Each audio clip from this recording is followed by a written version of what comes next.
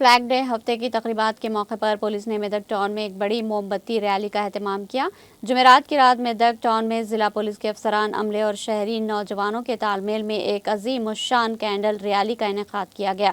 ये rally Medak town police station से शुरू होकर रामदास चौराहे तक जारी रही। हर पुलिस एहलकार ने अपने हाथों में शमें उठाकर शोहदा की कुर्बानियों को याद किया। इस प्रोग्राम में जिले के एडिशनल एसपी एस महेंद्र ने बतौर मेहमान खुसूसी शिरकत की और रैली का इफ्तिताह किया।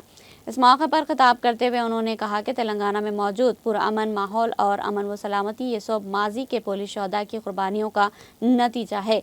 पूरी रैली शहीदों को जौहर जौहर के नारों के साथ रामदास चौराहे पर इख्तिताम पजीर हुई। Medak DSP D Prasanna Kumar, ARDSP Ranga Nayak, town circle inspector Mahesh, Medak rural CI George RI Shailender, SIs और कसीर तादाद में पुलिस एहलकारों ने इसमें शिरकत की।